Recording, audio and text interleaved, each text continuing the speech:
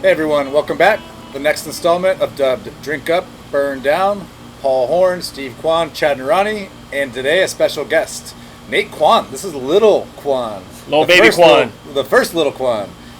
So, as we have a really fun topic today, we are saying farewell to Paul Horn. Not from the show entirely, but he is moving out of California, moving to Phoenix, Arizona. Yep.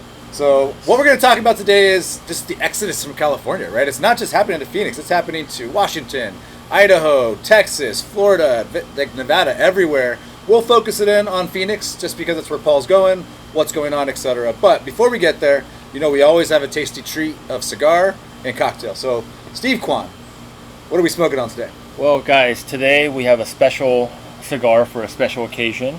It's the Padron 1926, number 90. Jose Padron's favorite, and I've had this thing aging for about a year. The one that we're smoking today it does come in a tubo, and it's one of the more exclusive sort of line of Padrons. Padrons don't make a bad cigars, period. But this, absolutely the next level up. And so it is made up of all Nicaraguan components, the binder, the filler, and also the wrapper. And so it's actually really smooth. I'd love to get your feedback right now because you guys have been sucking on that for a couple minutes. I'm already down this thing about the whole first third, and this thing hits smooth. I didn't need to ash it until right before we started the episode, actually, just because I don't want to ruin this brand new shirt I got in Catalina this last weekend. I was honestly just taking care of my clothes because this cigar, man, is hitting so beautifully. This is just a slow draw, slow smoke, just relaxing and enjoying every moment of it. Absolutely tasty.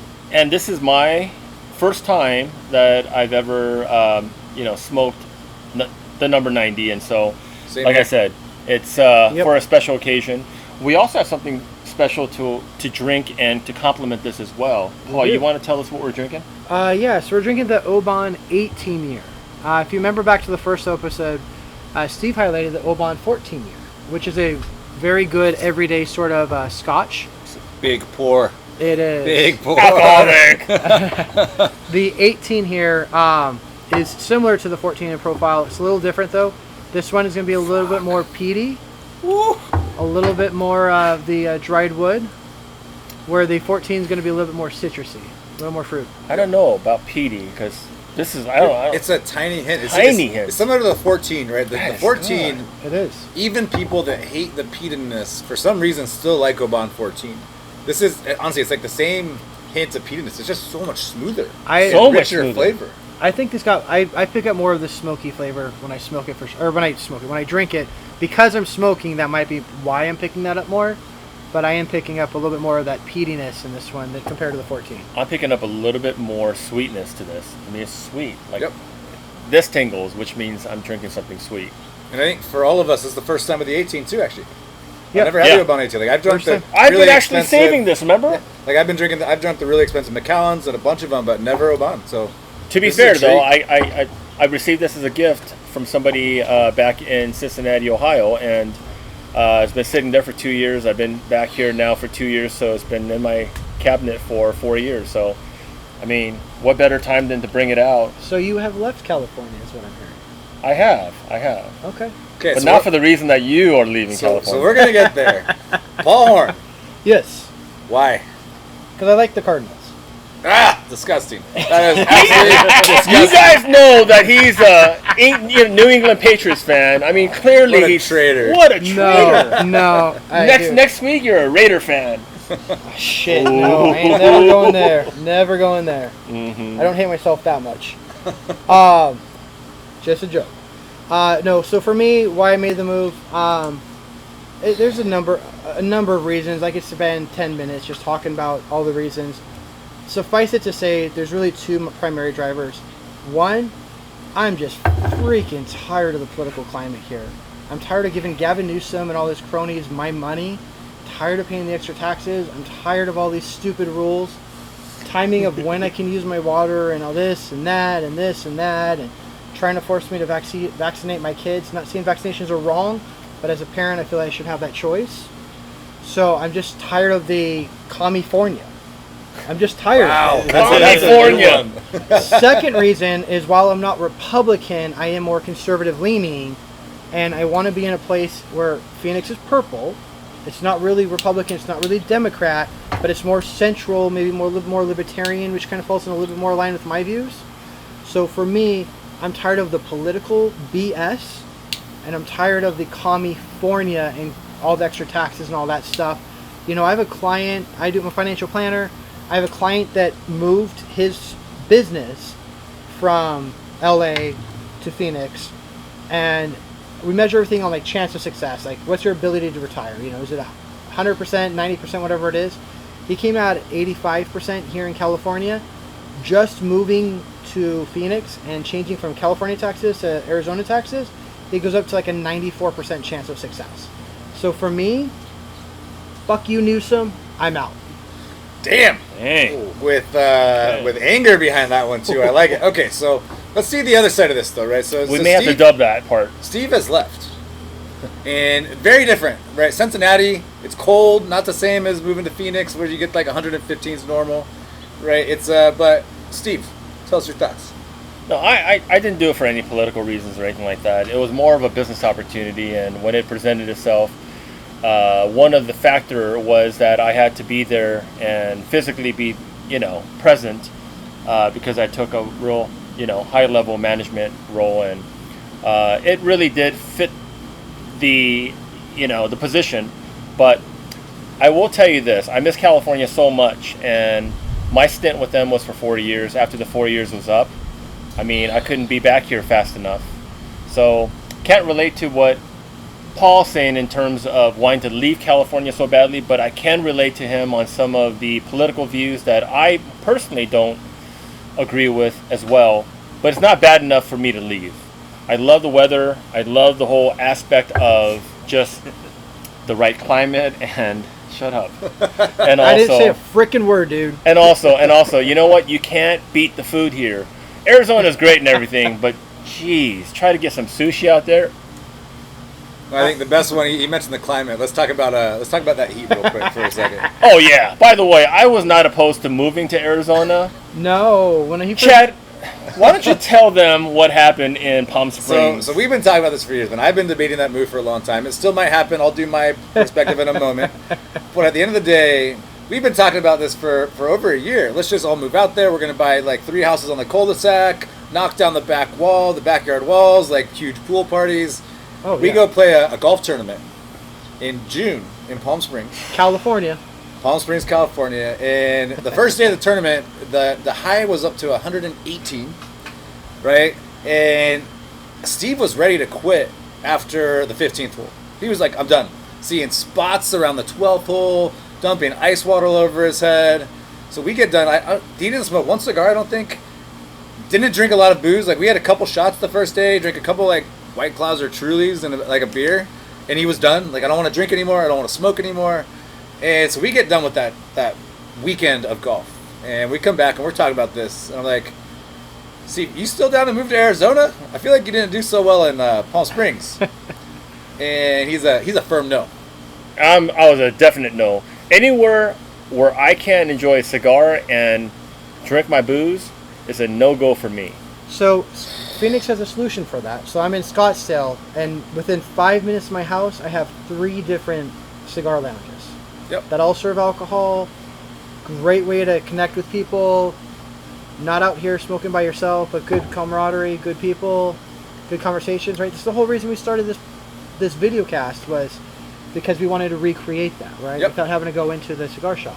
But you can't golf out there right now and smoke cigars and drink. That's the problem. I love to You golf. can. You just gotta either go early in the morning or know how to dump a ton This of ice water on your guy head. in Palm Springs did not smoke or drink either. It was so hot. So I don't know what he's talking about. I smoked at 7 a.m. Yeah, he wasn't after smoking breakfast. at like noon, that's for sure. No. Or on the golf course. So But I don't have an addiction problem like you do, so that's okay. That is true. That is true. fair. So the trick, guys, like, is when I think about the Phoenix move, it's way cheaper, right? Like, for the price of my house in California, I'd have 4 bedrooms, a pool, like nice backyard, instead of this small little place we live in here. Like, it's crazy. Cracker Jack bucks? Pretty much. Right? So me and my wife, we've been thinking about this actually for years. It right now does not make sense for me with work. COVID might have changed that. I have enough virtual meetings with clients that if at some point it could make sense, right? So affordability, huge. I don't care as much about the politics, right? Obviously, the tax situation would be ultra favorable living in the Phoenix area than living in California paying our high taxes. So obviously there's money from a standard of a living, your affordability across the board easier in the Phoenix area. That being said, the flip side to that for me is in California, my family's here. I'd rather be close to them.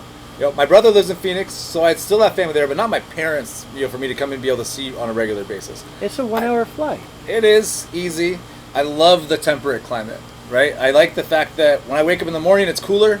Around 12 to 1, the heat peaks, and then it starts to cool off the rest of the day. Like, I know exactly how to plan my day, playing golf, playing any activity, and I know that by the time I'm going to bed, I can open my windows, even in August in the summer, and get fresh air in my house for me to go to bed, and I'm not going to be burning up, right? The hardest thing for me in Phoenix, and I have lived there over a summer, right? From May through August, the hottest part of the year. And for me, I can do it. I did not struggle with it. But the hardest part is not the fact that it gets to 115. The hardest part is that when it's 1 and you think it's going to be the hottest part of the day, especially coming from California, it's just getting started. And then all of a sudden, you're sitting down for dinner, call it 6 or 7 o'clock, it's at and its it's peak. the all-time high. Yep. Now it's 120 degrees. And you're like, wait a second. I thought it was starting to start cooling off at some point. And then it does cool off by bedtime. And it cools off back to 115 for you to go to bed at like 10 o'clock. That's true. That's the hardest one for me to get across. Like, I can do it. It definitely might happen. It's your choice, because you live in any other state outside of here or maybe Florida, and Florida's got its own issues with humidity and heat. Yep. But you pick your poison, right? California is the only temperate climate where it's plus or minus 70 degrees. It's like 75 plus or minus 10 degrees pretty much year round here. Yep. But you have to deal with so much other BS to do that. And that was my point, is that I think the trade-off is worth it to stay here. The higher cost of living, dealing with use them. And yeah, exactly. So it for me, I'm okay, and I'm going to stick around. That's just my 2 cents. But I am sad to see you leave, Paul. He's my cigar road dog. Sunday afternoon, what are you doing, Steve? Kind of buddy, so that part will be definitely missed. I will, with work, I'll still be back on the regular. We've still got friends here, so we'll still make the trek back here probably once a month. So it's not like anything, and I'll definitely be taking my vacations out here in the summertime. Yep. So I know where I'm going to get out of the Arizona heat. But what I was saying earlier is, like, Arizona heat is like 3 months of the year, right? But you can have that extreme heat, or you can have frickin' Ohio in the winter where you're ice cold. It's extreme cold for 3 or 4 months. And I have this rule that if I can't wear flip-flops year-round, I don't want to live there. I concur 100% with that. I can do that in Phoenix, so I'm okay with it. That's just me and my rule. So that's actually my wife, same thought. She actually hates California, and part of it is because it's a more moderate temperatures. She doesn't like to wake up cold and go to bed cold. She wants to be able to put on her sundress, wear it all day long, not have to worry about if it's going to cool off too much around dinner time and we're out and we need to have a jacket in the car just in case. Like, she hates that, right? And when you really think about the heat and talking about like smoking and drinking all throughout the day, most people in Arizona, you have a nice backyard, you have a pool to jump in to cool off, you can put misters up to keep yourself cool, just sitting in the backyard, you get a overhead patio, put a TV in the backyard, we could be watching football every Sunday with some misters around, cigars, cocktails, even when it's hot. You've got the shade blockers, it's not like anything in life. If you plan correctly, you can work around it pretty easily. Yep. Oh no. So I'll never do that again. So we have a guest, right? Really just because he happened to be here and we wanted to put Baby Quan on the screen with us. But since you're here with us, we have some opinions to ask of you. First, I didn't get the nice cigars like you guys he did not get the nice cigar. He got the Rocky Patel But he does Decade. have the Rocky Patel Decade that we feature, and it's a fantastic cigar. No, it is good. It's great. He's having Oban for the first time, and he's drinking the 18. He's going to move to the 14 next and think it sucks. Yeah. What do you think about the Oban? I think tastes like Jameson. No, I'm just I'm just playing. I'm playing around. What? No. No, it's good. All it's of our good. eyes were like, It's like backhand worthy comment. my friend. No, it's good. He was adopted. No way. back like a pimpin'. And have you been to Phoenix? Yes. Have you been there in the summer? Yes. Because you ever lived there? Miserable. Miserable. Yeah, miserable. So we got two. I hated it. So we got. And I was in the hotel most of the time. I went out for the pool for maybe an hour, and then I was kind of over it. So it sounds like we got the spoiled Quad family. Can't do it. We, We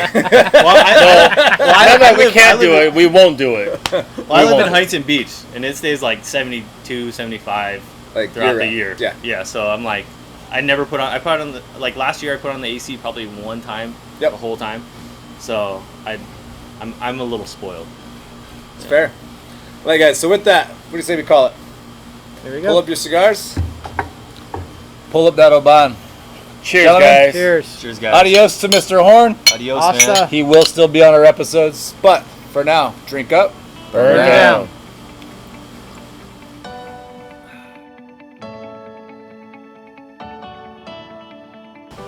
Everyone, so real quick, we just want to call to action. Please hit that subscribe button, hit that like button. Right, we are trying to bring some pretty controversial topics, fun drinks, fun cigars. But if something you like, let us know. And more importantly, we're trying to bring cigar lovers and people who like adult type beverages together in a conversation where we can all benefit from opinions and, really express yourself. Look, we can all agree that this world's gone batshit crazy, and it is harder to find genuine, authentic conversations. That is what we're trying to bring to the table. If you see value in that, if you've made it this far and you're watching this, you probably see value in that. So please hit that like, hit that subscribe button. If there's anyone that you know that might benefit from these, please share the video. And You won't always agree with us. You won't always disagree with us. But we're here to have a conversation. Yep. But it's meant to be a conversation with you, the viewers. So please let us know your thoughts. Like, subscribe, leave a comment.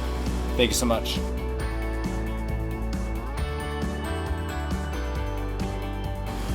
Was that a little too strong? Oh, that was. I wanted to stay on your topic. This guy went so conventional, like, you know what I mean? Like, it was like, oh, put on the misters, the clown faces, the midget, get up.